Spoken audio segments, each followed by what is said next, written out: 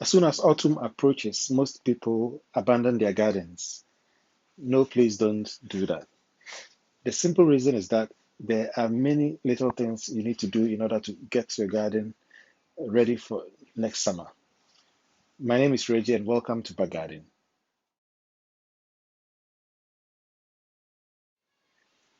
Lawn care. In fact, the first thing you want to do is regarding your lawn. You really need to keep it in shape in order for it to be able to go through the winter successfully. Um, so October, November is probably the very last chance you have to be able to mow your lawn before winter actually kicks in. Yeah. So the whole idea is to keep the grass as tall as you can. Yeah. So if you choose to mow in October or November, as I've said, the most important thing is to have a mower with gear, just like this one. So the gear sets up the highest point that you can actually mow your lawn. So make sure you actually take it all the way up, all the gear all the way up, so that you don't cut the grass too low. So it's the first clue: don't cut the grass too low.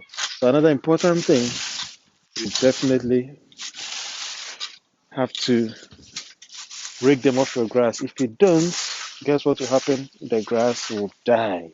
They will definitely die. Because what happens is the leaves block the sunlight, the little sunshine we have in winter from reaching the grass, and it dies. And autumn is a very good time to sow grass seeds. So if you have patches like this in your grass, this is the best time to sow grass seeds. Just broadcast them on there and then leave them over winter, and come spring, they will spring up nicely, and all these patches will, will be sealed and gone. That's it. One other important thing to do is to clear off any vegetables left in the garden, any vegetables that can't stand winter, tomatoes for instance. So I prefer to clear everything and compost them. So come spring, the area is clean and the ground is settled and ready. I've got some green tomatoes here, as you can see. Yeah, with these, I've got another video that you want to watch, so you know how to get these green tomatoes to ripen. An added advantage of removing old and dying vegetable plants is that you can compost them just as I've done right now, um, so that you don't keep buying compost all the time. They can be quite expensive. So this it's a compost bin I made a few months ago, and it's been helping so much. Everything goes in there, and come next year, there'll be fresh compost for myself to use in the garden, helping nature as well.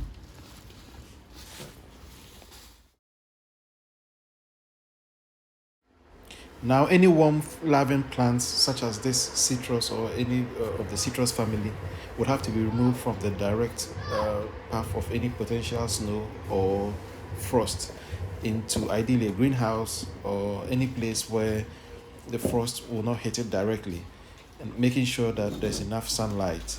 Um, so this orange plant is moved away into this patio area, away from direct frost. So I've got this aloe vera that was given to me by a friend. Um, you don't want to leave this outside during winter because it will die straight away. It doesn't need too much water, it doesn't need cool at all. This is a perfect time to sort of separate the two, which you can easily do. Separate the two, put them in a bigger pot, and if you can pop the inside near a windowsill, that would be perfect for winter. Summer, you can bring them out to put them out or to actually repot them during summer.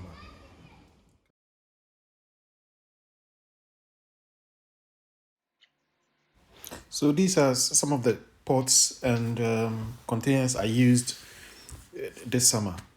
Don't leave them like this. There's a temptation to leave them lying around with soil and leftover manure and stuff in it. Don't do so. As you know, all the pots your pots, you make sure you clean them very nicely and then keep them for next summer.